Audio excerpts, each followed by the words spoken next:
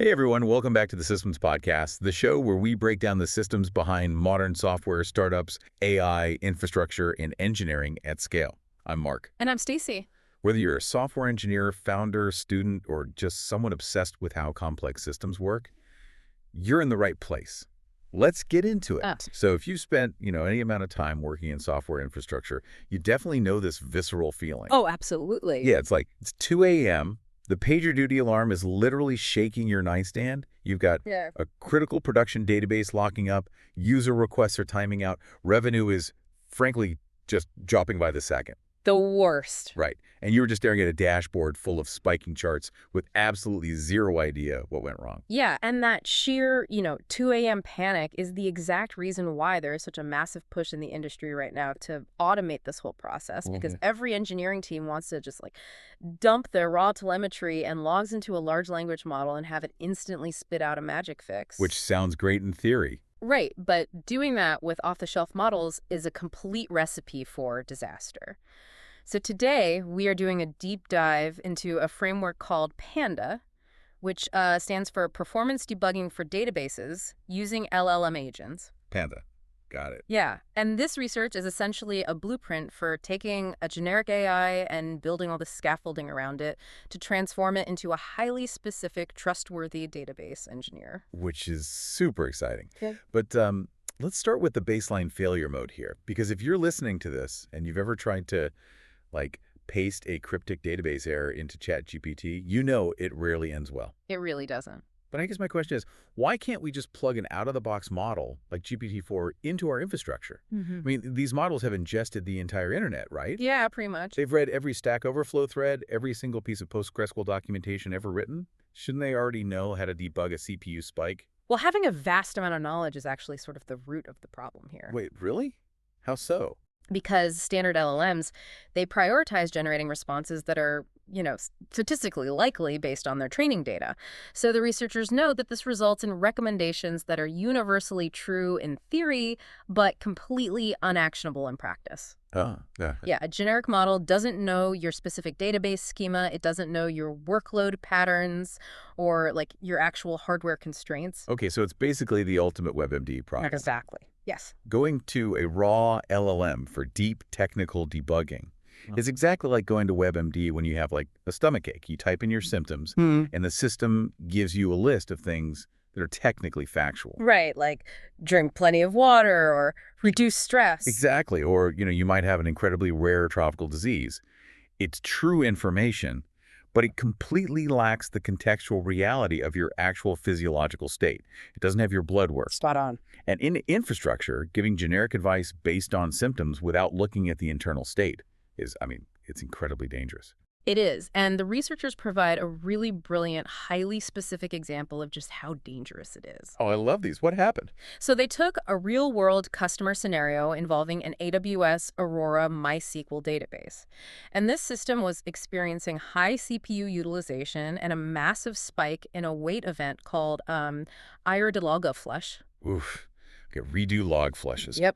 If you've managed databases at scale, that specific metric just made your blood pressure spike a little bit. For sure. Because it means your system is heavily bottlenecked trying to write transaction logs to disk. Exactly. So when they fed this exact scenario into vanilla GPT-4, the model came back with a very confident, beautifully formatted list of troubleshooting steps. Of course it did. Naturally.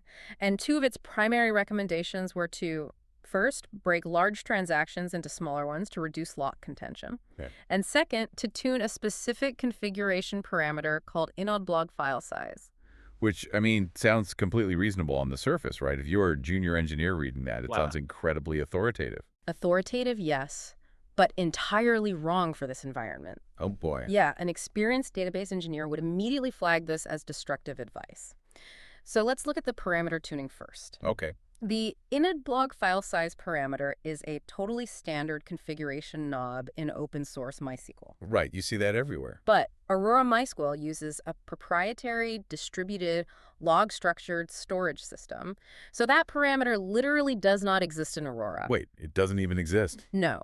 The model is just hallucinating configuration knobs because it's pulling from generic MySQL knowledge and completely ignoring the specific cloud architecture you're actually using. Wow. So it's telling you to tweak A dial that isn't even on the dashboard. Exactly. But, I mean, the other piece of advice, breaking large transactions into smaller ones, that's actually even worse. Oh, yeah. Tell them why. Because if your database is already choking on IR to log flush weights, it means the disk subsystem literally can't keep up with the frequency of commits. So if you break your transactions into smaller pieces, you dramatically increase the total number of commits. They're just hammering it more. Exactly. You are effectively pouring gasoline on the fire. Yeah.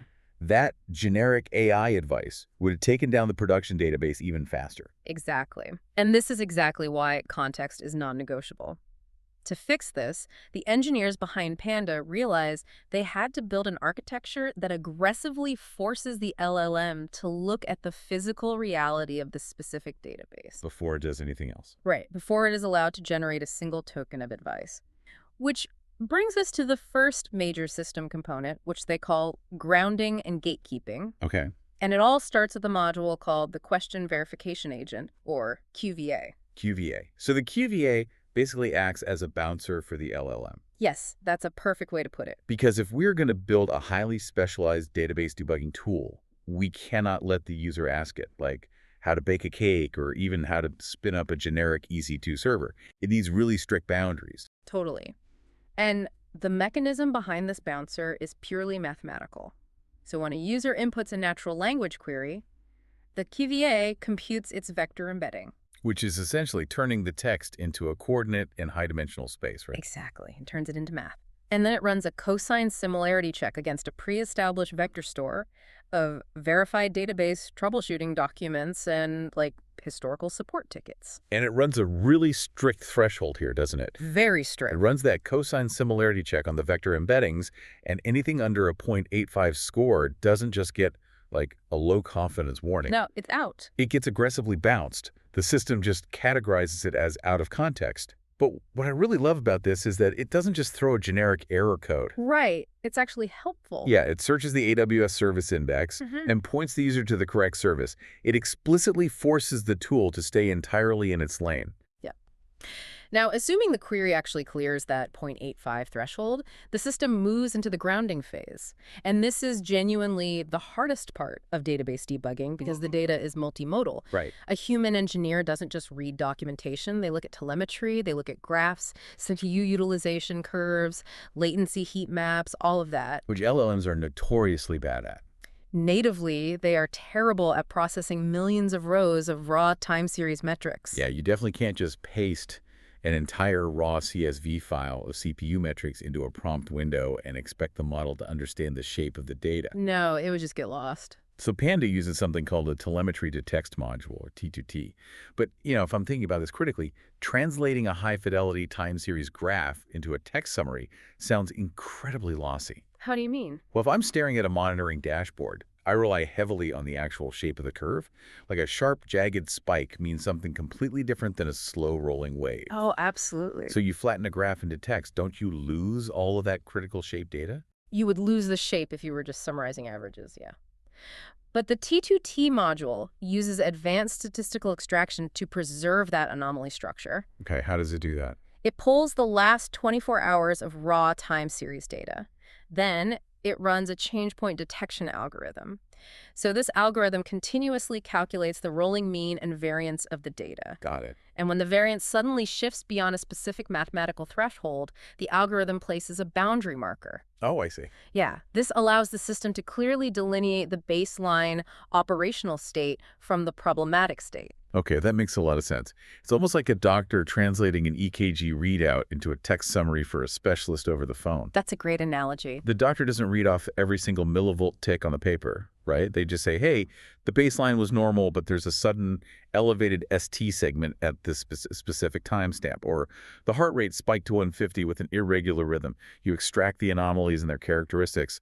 That is exactly how T2T functions. So once that problematic time frame is isolated, it runs statistical extractors to pull out features like the trend direction, the seasonality, and the P95. The 95th percentile spike. Exactly. It turns this massive visual graph into a highly structured JSON object that explicitly tells the LLM, like, between 2.0 a.m. and 2.15 a.m., CPU P95 increased by 400%, while active sessions doubled, and the dominant SQL query was an UPDate statement. And then it pairs that structured text with the actual schema of the database, Right. which is huge. The source material highlights a fantastic example of this in action for an Aurora PostgreSQL database. So the user queries the system about active sessions piling up, waiting for CPU, with a really specific wait event called locktuple. Right, tuple locks. And rather than generating generic advice about, optimizing queries generally, Panda analyzes the T2T output. What does it find? It sees that alongside the tuple locks, there was a massive anomaly in a metric called shared bulks written. So it then looks at the SQL queries executing during that exact change point window and identifies a select and an update query causing heavy contention on a specific table called pbidge benchdowns. And because Panda has the database schema loaded into its context, it knows the exact column layout of that page of bench counts table. Exactly. So its final recommendation isn't just, hey, you have a locking issue, try adding some indexes.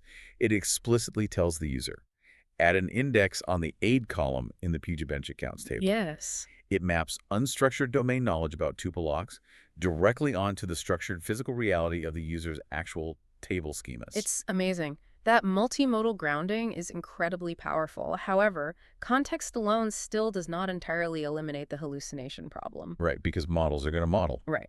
An LLM can be given perfect telemetry, flawless documentation, and the exact schema, and it can still statistically hallucinate a conclusion that suggests, like, dropping a production table to reduce CPU load. Which is literally the nightmare scenario for any infrastructure team. If you're a DBA listening to this, you're probably thinking, well, how do I know the AI won't just misinterpret the telemetry and pull the plug on the whole system? Providing context isn't enough, right? An enterprise tool needs rigid safety rails. Exactly. And this requires a verification and affordance architecture.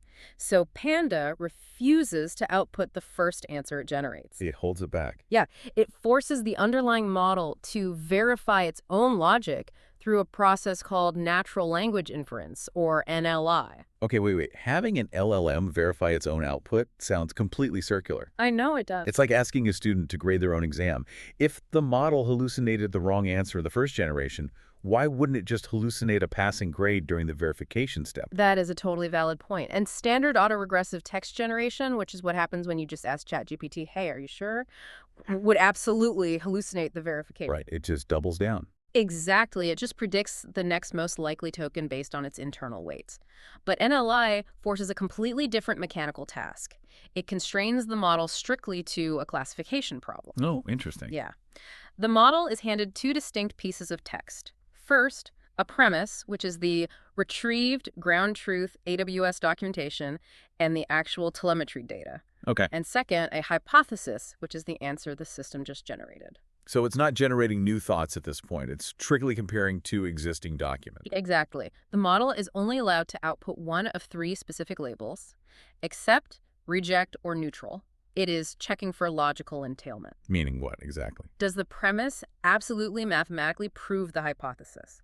If the answer contains a recommendation that cannot be directly traced back to a sentence in the ground truth documents, the NLI classifies it as neutral or reject. So standard generation is kind of like jazz improvisation. It just goes where the feeling takes it based on musical theory. But NLI is more like a cryptographic checksum. The output has to mathematically validate against the input premise. It's not allowed to introduce external entropy or, like, creative guesses. That is a perfect way to describe it. And when a generated answer fails that checksum, Panda discards it entirely and tries again. Wow. Yeah, it operates on a strict three-strike rule. If it fails to generate an entailed answer 3 times, Panda does something remarkably uncharacteristic for a language model. What's that? It apologizes. No way. Yeah. It outputs a message stating it simply does not possess enough information to answer safely, and it asks a user to rephrase. Honestly, admitting ignorance is arguably the most trustworthy thing an AI can do in an infrastructure setting. Absolutely. And when it does pass the checksum, it provides source attribution. Okay, how does that look? It splits the generated output into individual sentences and provides an inline citation pointing to the exact line in the documentation that proves its claim. So it literally shows its work. It shows its work. Though I should mention, the system is very careful to strip out any references to historical customer tickets to ensure sensitive data doesn't leak into the user interface. Right, that's crucial for privacy. Definitely. So showing the work obviously builds trust, but taking action on a database is still inherently risky. Like, Telling a user to change a parameter might be technically correct according to the manual, but what will it do to the current live workload? Right, the real-world impact. Exactly. The affordance module handles this by predicting the impact of an action before it is taken. Hmm. It uses statistical models to forecast what will happen to active sessions or query latency if a recommended change is applied. It's mapping the blast radius. Yes, exactly. Hmm. Mapping the blast radius. Hmm. Furthermore, it maintains a strict internal taxonomy of high-risk actions. Like what? Well, if an entailed verified recommendation involves, say, a drop or delete command, or modifying a deeply foundational system parameter, the system explicitly flags the output with severe warnings. It's really building a complete trust mechanism. It says, here is the answer, here is the cryptographic checksum proving the manual says this is the answer, and here is a statistical prediction of how your latency will change if you actually push this button. Right. Which sounds flawless in theory, but theory and practice are entirely different domains. How do actual human database engineers react when you put this system in front of them? Well, the human element is the final component of the Panda architecture, and it relies on a continuous feedback loop managed by something called the Cache Store Manager, or CSM. Okay. So every time a user interacts with a system, they provide a really simple binary feedback signal. Helpful or not helpful. Oh, so it's building a dynamic knowledge base without needing a full, expensive model fine-tuning cycle. Exactly.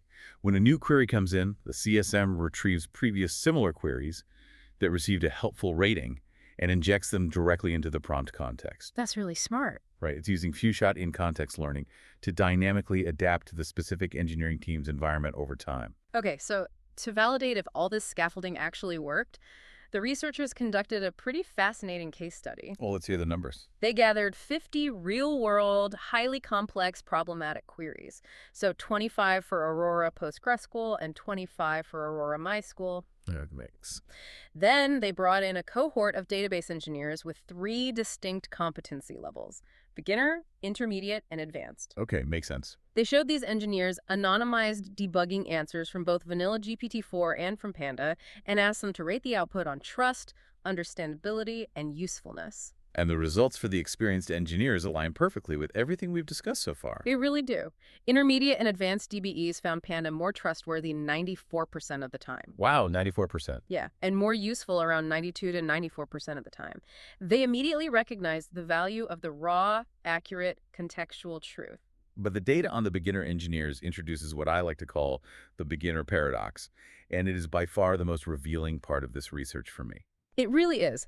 The beginner data exposes a massive UI and UX challenge in AI tool design. Yeah. Because while beginners generally found Panda more useful for actually fixing the problem, there was a glaring anomaly in the understandability metric. Right. In roughly 36% of the test cases, beginners actually rated vanilla GPT-4 higher on understandability than Panda.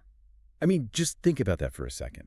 We already established that GPT-4 was giving advice that was completely hallucinated and would actively destroy the database. Right. Tuning parameters that don't exist, increasing commit contention, all of that. Yet, over a third of the time, junior engineers looked at that destructive advice and said, yeah, this makes more sense to me. It's wild. It is fascinating and deeply terrifying.